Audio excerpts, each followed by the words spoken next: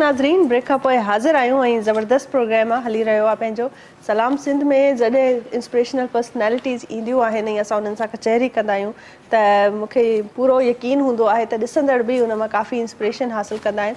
ऐं जेके जीअं बरकत अलीअ जहिड़ा माण्हू जेके अहिड़ा नौजवान जेके फैसिलिटी जेके आहिनि उहे जाइ ॼम खां कोन मिलियूं आहिनि, उन्हनि जो ख़ानदान में ओतिरी का फाइनेंशियली स्टेबिलिटी ऐं एॾी का सपोर्ट न आहे, पर उन हूंदे बि उन्हनि पाण को न को अहिड़ो विच जो रस्तो ॻोल्हियो ऐं महिनत कई ऐं डबल ड्यूटीज़ करे करे बि जेको आहे सो पंहिंजी फैमिली खे सपोर्ट कनि था पिया। सो इहे अहिड़ियूं पर्सनैलिटीज़ जेके आहिनि से ॾाढियूं इंस्पिरेशनल आहिनि ऐं मूंखे ॾाढो मुतासिर कंदियूं आहिनि। सो बरकत अली जी तरफ़ हलूं था। बरकत, तव्हां ॿुधायो त जेके बि तव्हां जूं इहे हार्ड वर्किंग हुई या हिन वक़्त ताईं फूड पांडा खां अॻु में जी ज़िंदगी जेका हुई तव्हांजी, तव्हां चयो त तव्हां 12 14 कलाक बि कमु कंदा हुया, पोइ उन में ज़ाहिर आहे मायूसी वारो फैक्टर बि ईंदो हूंदो न, कॾहिं कॾहिं इंसान जी दिलि आज़ारी थी वेंदी आहे, मायूस थी वेंदो आहे ज़िंदगीअ मां, त यार एतिरा साल थिया आहिनि, मतिलबु ज़िंदगी वधे कोन थी, हालात बहितर कोन था थियनि, पोइ कीअं उन शइ खे कीअं डील कंदा हुयो?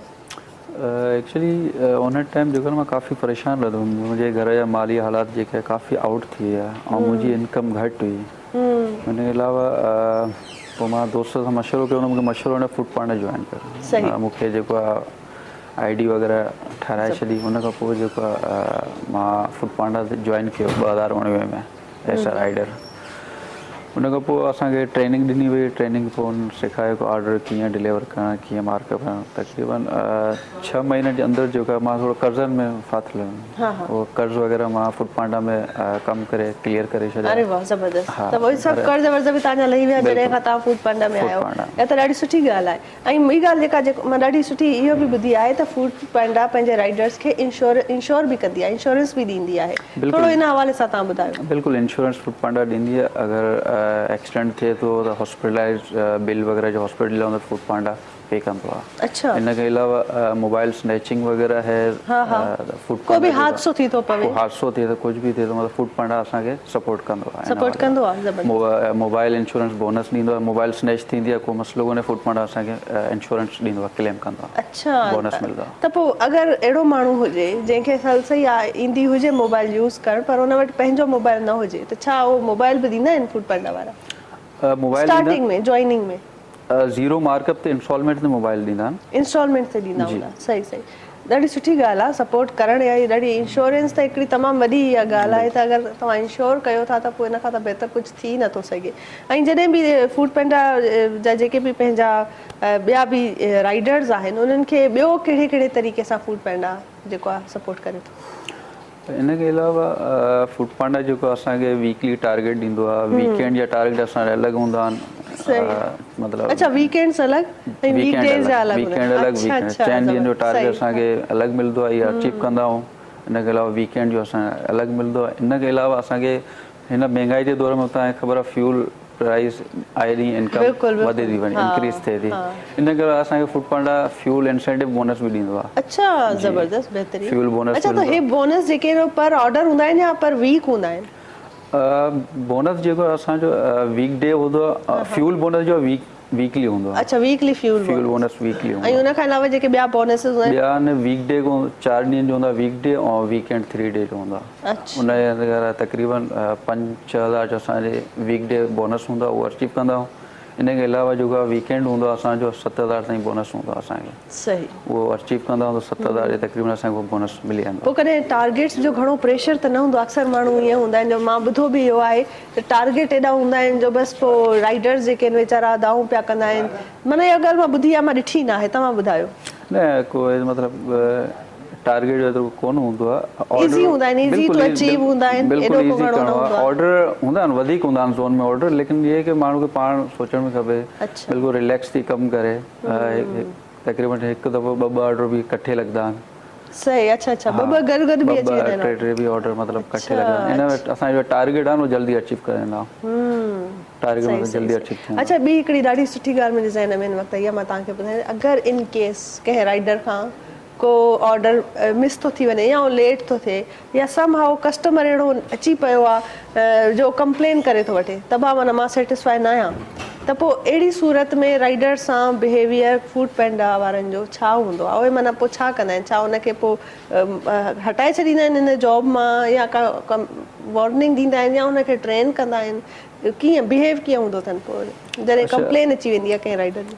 कंप्लेन ईंदी आहे त असांजे डिस्पैच डिपार्टमेंट आहे उहो वेरीफाई कंदो आहे, कस्टमर खां पहिरियों क्लियरेंस वठंदो आहे इशू छा आहे, उन खां पोइ राइडर खां कंफर्म कंदो आहे, उन खां पोइ अगरि कस्टमर मुतमिन आहे त ऑर्डर कैंसिल कयो वेंदो आहे। ठीकु आहे। पोइ जेको ऑर्डर कैंसिल थींदो आहे उहो असां नेक्स्ट वेंडर मतिलबु नेक्स्ट रेस्टोरेंट उनखे ॾींदा आहियूं असां, उतां जेको सीलानी वग़ैरह खणी वेंदा आहिनि नेक्स्ट ऑर्डर। पर पोइ बि ईअं न थींदो आहे त तव्हां उनखे राइडर खे चओ त हाणे मतिलबु तव्हां, या जीअं अक्सर हूंदो आहे नौकिरी करण में त ॾियूं न नौकिरीअ त लाइ न वञे, बॉस असांखे फायर न करे वठे। न बिल्कुलु फूड पैंडा में अहिड़ो को ॾियो न हूंदो आहे राइडर्स खे, केरु तव्हांखे फायर नथो करे सघे। बिल्कुलु को फायर नथो करे, पंहिंजी मर्ज़ी मतिलबु। अरे वाह, ज़बरदस्त, इहा त ॾाढी सुठी ॻाल्हि आहे। छो त हिकिड़ी अहिड़ी तलवार आहे जेका हर एम्प्लॉय जे मथां हूंदी आहे, त मतिलबु कोई का कंप्लेन अची वेंदी, कंहिंजो कुझु थी वेंदो त पोइ मूंखे फायर करे छॾींदा आहिनि। जहिड़ी ऑन बोर्डिंग असांजे डिपार्टमेंट ID वग़ैरह जॾहिं ठहंदी आहे उन टाइम ते तक़रीबन 3 कलाकनि जो असांजो प्रोसेस हूंदो आहे ट्रेनिंग जो। ट्रेनिंग ॾिनी वेंदी आहे, उनखां SOP जे हवाले सां ॿुधायो वेंदो आहे, उन खां ट्रैफिक क़वानीन जे हवाले सां ॿुधायो वेंदो आहे, बिल्कुलु क्लियर करे पोइ मतिलबु राइडर रोड ते मूव कंदो आहे, शिफ्ट स्टार्ट कंदो आहे। ज़बरदस्त, ज़बरदस्त, ॾाढो सुठो। ऐं हिकिड़ी ॿी बि मूंखे ॾाढो ख़ुशी थींदी आहे जॾहिं मां अॻु में बि ज़िक्र कयो त पंहिंजूं नियाणियूं ॾिसंदी आहियां अक्सर फूड पैंडा जी राइडर जे तौर ते नियाणियूं अचनि थियूं, त छा मतिलबु गर्ल्स जे लाइ का स्पेशल का ऑफर हूंदी आहे या कोई स्पेशल पैकेज आहे जेको फूड पैंडा वारा ऑफर कनि था? छो त नियाणियुनि जा वरी मसला ॿिया हूंदा आहिनि, उहे मतिलबु ईअं देरि राति उन्हनि जा टाइम्स बि ॾाढा ऑड हूंदा आहिनि, त उन्हनि खे ज़ाहिर आहे अक्सर कोशिशि हूंदी आहे त उहे डे टाइम में ई जेको आहे उहे पंहिंजा ऑर्डर्स अचीव कनि। त पोइ छा अहिड़ो को ख़ासि पैकेज आहे फूड पैंडा जी तरफ़? न, अहिड़ो को ख़ासि पैकेज कोन्हे, पर नॉर्मल राइडर जीअं हूंदो आहे उनखे मतिलबु ईअं ई। ठीकु, ज़बरदस्त, इहा त ॾाढी सुठी ॻाल्हि आहे। पोइ अच्छा, तव्हांखे ॾिसी भला तव्हांजे फैमिली मां या दोस्तनि मां ॿिया माण्हू बि इंस्पायर थिया आहिनि, ॿिया बि आया हूंदा राइडर त यार? बिल्कुलु, मुंहिंजा काफ़ी दोस्त आहिनि जेके प्राइवेट कंपनी में कमु कंदा, उहे मां उनखे फूड पैंडा ॿुधायो। अच्छा। उहो मां उनखे फूड पैंडा जॉइन कराए छॾियो। इनखे अलावा जेको फूड पैंडा असांखे जॉइनिंग बोनस बि ॾींदो आहे। अच्छा, फूड पैंडा जो उहो कीअं हूंदो आहे? जॉइनिंग बोनस इहो हूंदो आहे, तव्हां अचो पंहिंजी ID वग़ैरह प्रोसेस करायो, ID ठारायो, टारगेट हूंदो आहे 100 ऑर्डर जो कंप्लीट कयो, उन खां अलावा तव्हांखे 3000 जो अॻिए सैलरी में बोनस अची वेंदो।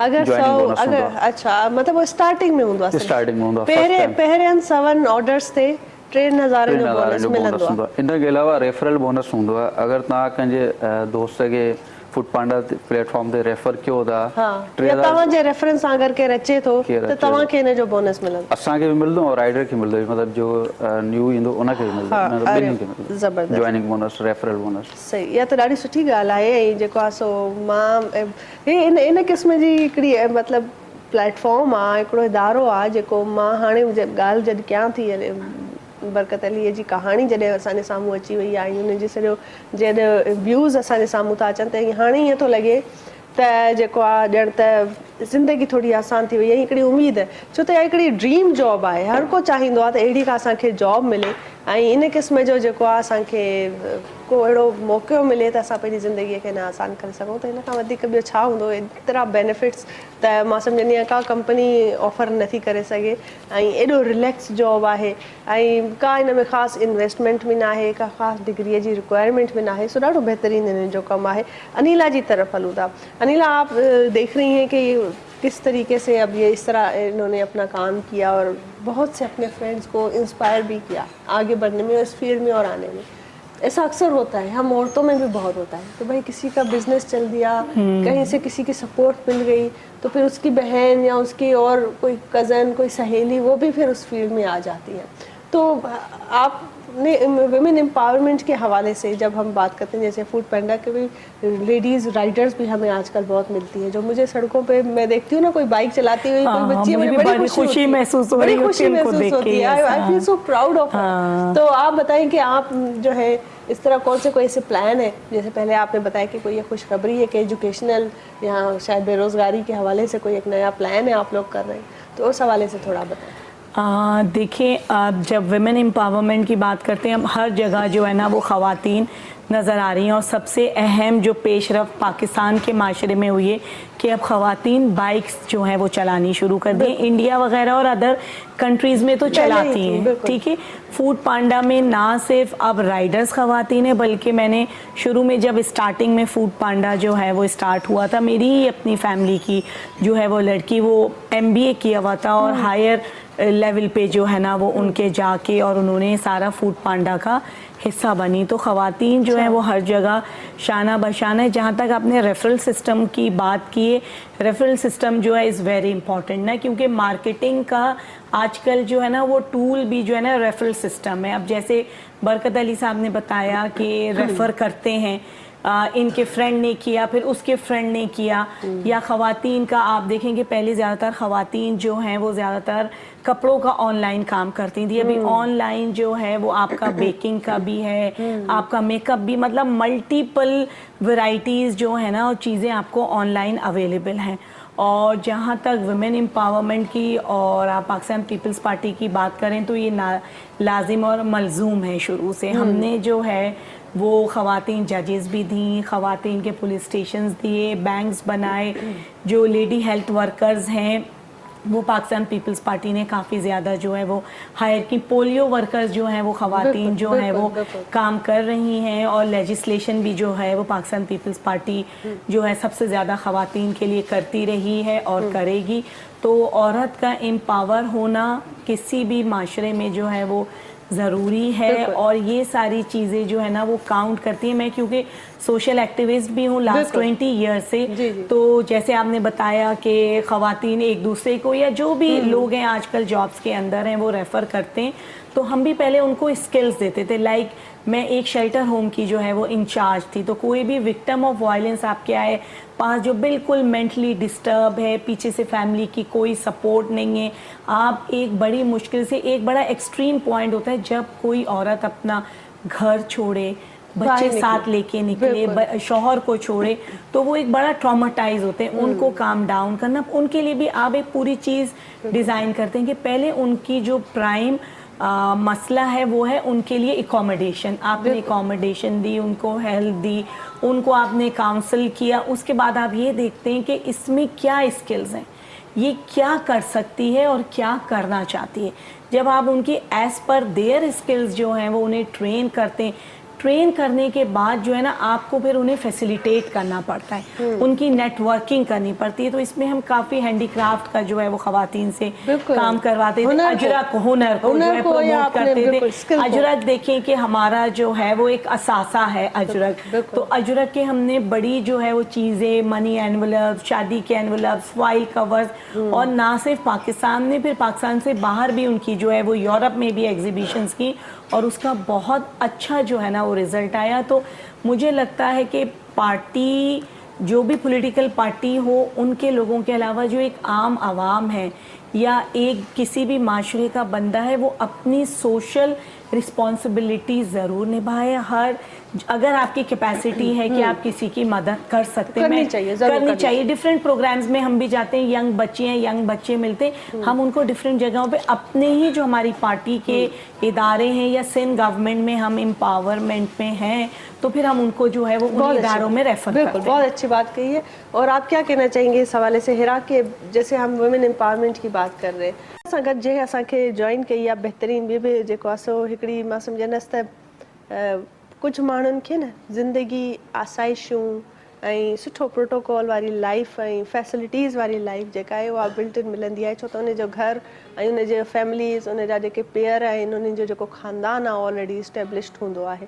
पर कुझु माण्हू वरी अहिड़ा हूंदा आहिनि जेके ज़िंदगीअ जूं बेसिक नीड्स ताईं पहुचण में बि उन्हनि जी वॾी महिनत हूंदी आहे, ऐं उहे जाखोड़ उन्हनि खे करणी पवंदी आहे पंहिंजी फैमिली खे फैसिलिटेट करण में, हिकिड़े सुठे तरीक़े सां अर्न करण में, ऐं ज़िंदगीअ में पंहिंजो पाण साबित करण में।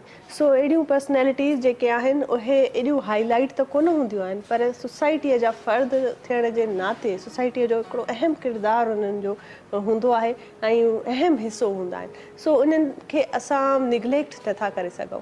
ऐं जीअं त असां सां गॾु मौजूदु बि आहिनि ऐं उन्हनि खे ज़रूरु मां उन्हनि जो मुतारिफ़ कराईंदसि, पर उन्हनि खे इंट्रोड्यूस करण खां अॻु में मां चाहींदसि त असां ॿुधायां मां तव्हां ताईं कुझु अहिड़ा इदारा जेके असांजे सोसाइटी में उनखे जेको आहे सो गुरबत खे परे करणु फेस करण में काफ़ी हेल्प कई आहे माण्हुनि खे, नौजवाननि जे लाइ हिकिड़ी उमेद थी करे साम्हूं आया आहिनि। सो अहिड़ा इदारा आहिनि, उन्हनि मां हिकिड़ो आहे फूड पांडा कंपनी।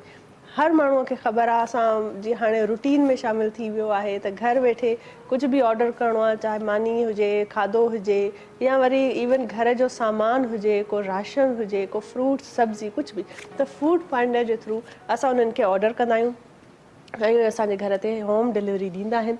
ऐं हाणे एॾो इन शइ जो ट्रेंड हली वियो आहे जो शहरनि में रहंदड़ माण्हू इन ऐप अहिड़ो को माण्हू हूंदो कोन्हे जंहिंजे मोबाइल में फूड पांडा जी एप्लीकेशन कोन हूंदी। सो ॾाढी बहितरीनु इन्हनि जी कंपनी आहे ऐं कंपनी पंहिंजे पाण कामयाबु तॾहिं थींदी आहे जॾहिं उहा फैसिलिटेट कंदी आहे आवाम खे, उनजो जेको मक़सदु आहे उहो पूरो थींदो आहे। त कंपनीअ जा बेनिफिट्स, उन जी कंपनसेशन स्ट्रक्चर ऐं उन में जेके बोनस इंक्लूडिड हूंदा आहिनि जेको उहे पंहिंजे राइडर्स खे, पंहिंजे एम्प्लॉइज़ खे ॾींदा आहिनि ऐं उन्हनि जे केयर कंदा आहिनि ऐं कम्यूनिटीज़ खे अञा ग्रो करण में हेल्प कंदा आहिनि। डेली ऐं वीकली टारगेट्स हूंदा आहिनि जेके तव्हां असांजा जेके राइडर्स आहिनि जेके फूड पांडा में कमु था कनि पिया, उहे उन टारगेट्स खे अचीव कनि त उन्हनि खे सुठो उनजो मुआवज़ो मिलंदो आहे।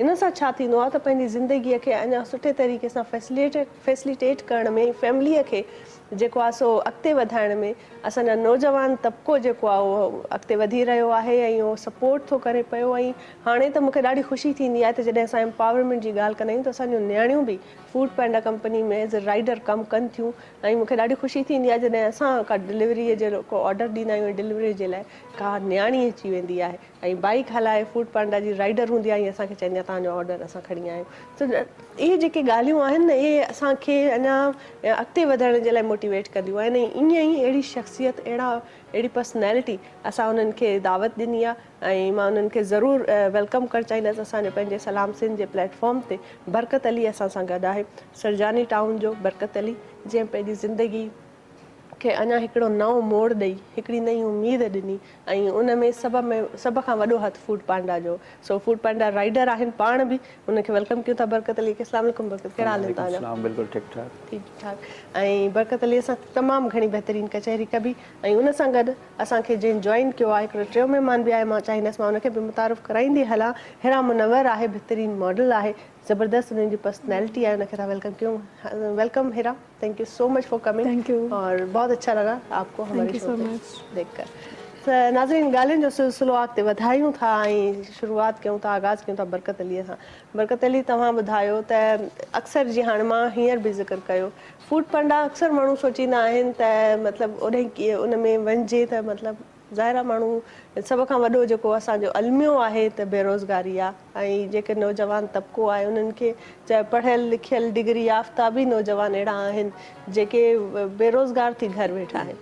त ज़ाहिर आहे उहा हिकिड़ी वॾो फेज़ आहे, ॾुखियो फेज़ आहे जंहिंखे फेस करिणो पवे थो ऐं तव्हां उन मां उहे ॾुखियाइयूं बि फेस कयूं ऐं हाणे माशाल्लाह तव्हां अर्न कयो था, स्टेबल आहियो। सो कीअं पंहिंजे बारे में थोरो ॿुधायो त फूड पांडा कीअं तव्हां जॉइन कई ऐं जेको आहे सो पंहिंजी थोरो अॻु में खां स्टोरी पंहिंजे हवाले सां थोरी ॿुधायो। मुंहिंजो नालो बरकत अली आहे। जी जी।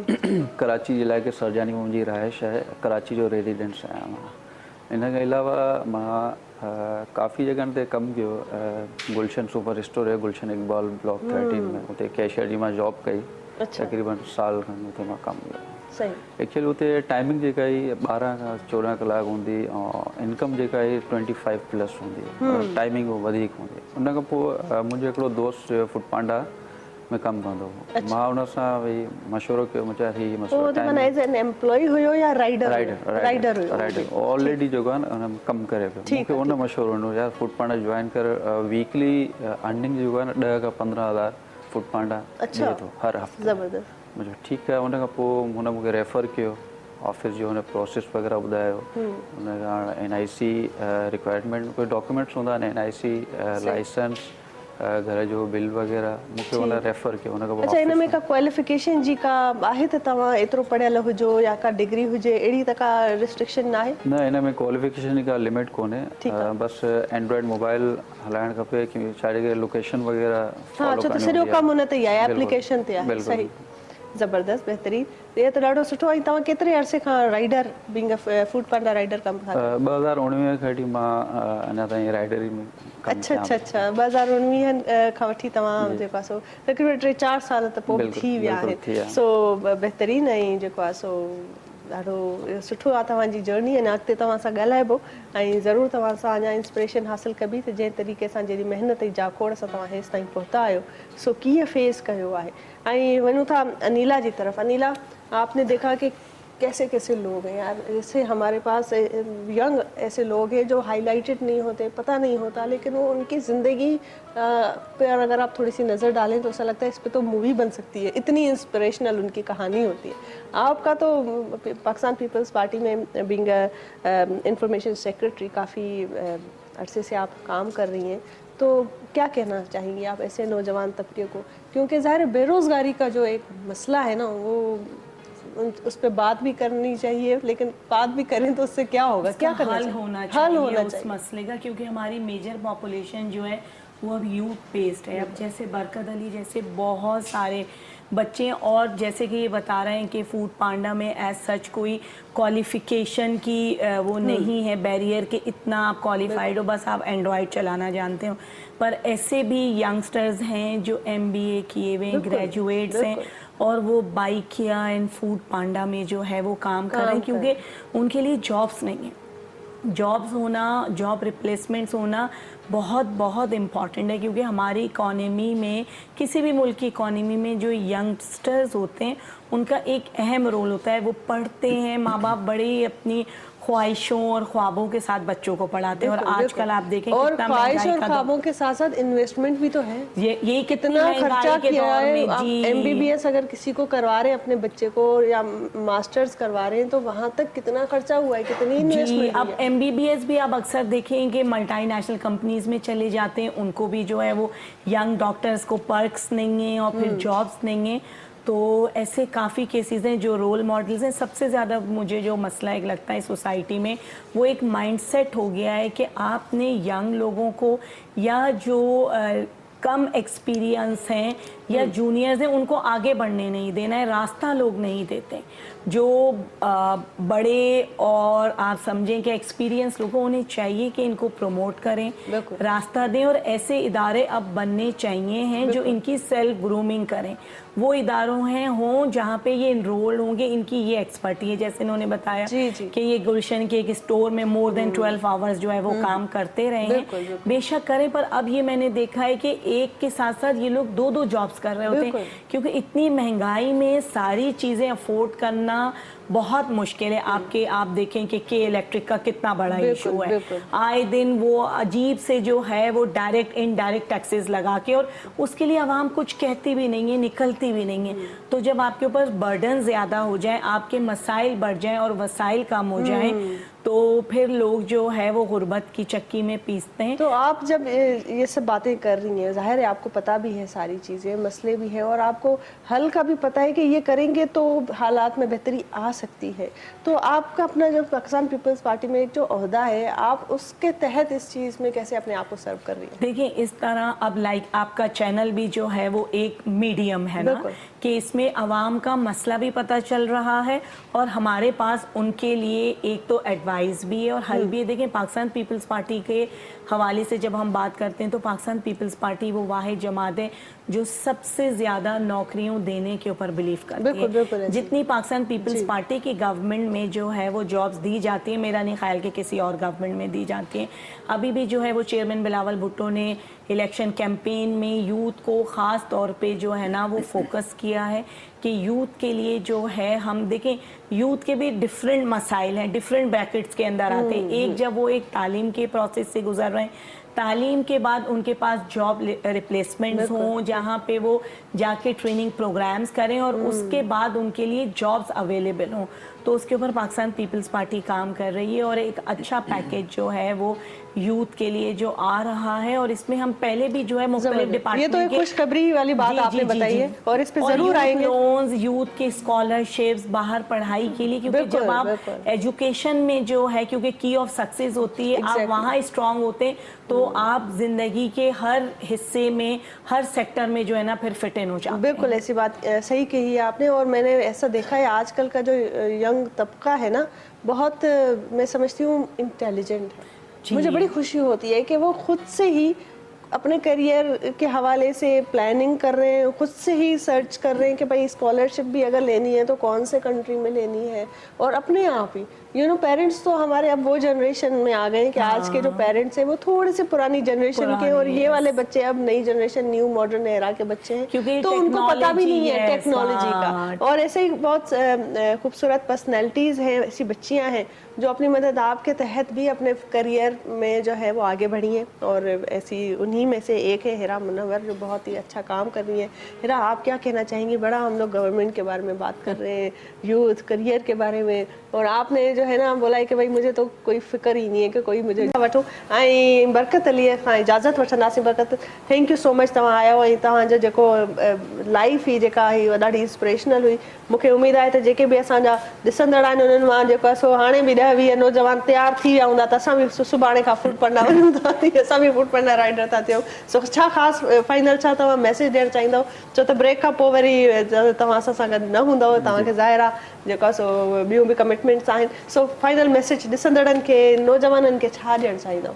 मां मैसेज इहो ॾियणु चाहींदुमि, फूड पांडा हिकिड़ो अहिड़ो वाहिद प्लेटफॉर्म आहे जंहिं का पाबंदी न आहे। तव्हां पंहिंजी मर्ज़ी ते अचो, शिफ्ट पिक कयो ऐं कमु कयो।